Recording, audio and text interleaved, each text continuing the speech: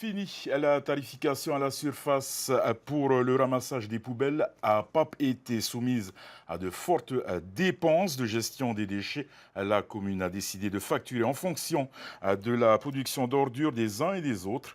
Une redevance incitative pour pousser les particuliers, tout comme les professionnels, à réduire le contenu de leurs poubelles. C'est le dossier de la rédaction. Il est réalisé par Nicolas Pérez et Rarhoumaha. C'est une hausse qui ne passe pas inaperçue sur les factures. Depuis janvier, la commune de Papeete applique de nouveaux tarifs sur sa redevance de collecte des déchets. Une mise à jour nécessaire pour la commune qui sous-facture le service de collecte et de traitement depuis maintenant 12 ans. Le budget communal, notamment réservé à l'élimination des déchets, est important.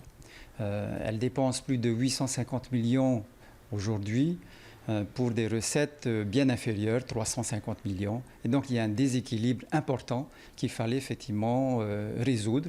Peut-être pas en totalité, puisqu'on ne va pas résoudre tout de suite et en une seule fois. Mais moi, il fallait agir et faire quelque chose. La commune cherche aujourd'hui à se rapprocher du coût réel de la gestion des déchets avec une tarification incitative. C'est-à-dire en fonction des volumes générés et non plus de la superficie des bureaux et des logements. À titre d'exemple, un propriétaire d'une maison individuelle payait 31 000 francs pour une poubelle de 120 litres. Elle ne paiera que 100 francs de plus en 2024. Si jusqu'à présent le tarif restait le même, quel que soit le volume, cette nouvelle redevance augmentera en fonction du litrage, jusqu'à atteindre plus de 125 000 francs pour un bac de 600 litres. Même principe pour les professionnels. Une institution qui payait plus d'1 million pour ce service en 2023 verra sa facture quasiment divisée par 2. Pour un commerce, l'augmentation sera peu notable. Enfin, un restaurateur qui génère énormément de déchets verra sa facture s'envoler. Aujourd'hui, ce qu'on propose, ce n'est pas de faire payer par rapport à sa surface, mais par rapport aux déchets qu'elle produit. Et donc, une société qui auparavant avait une dizaine de bacs gris, si elle veut faire effectivement des économies, elle devrait réfléchir à la production de ces déchets, voir comment est-ce qu'elle peut les réduire.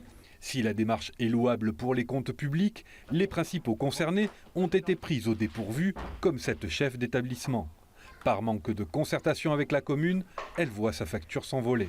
Alors très surpris, parce que c'est pratiquement multiplié par 10.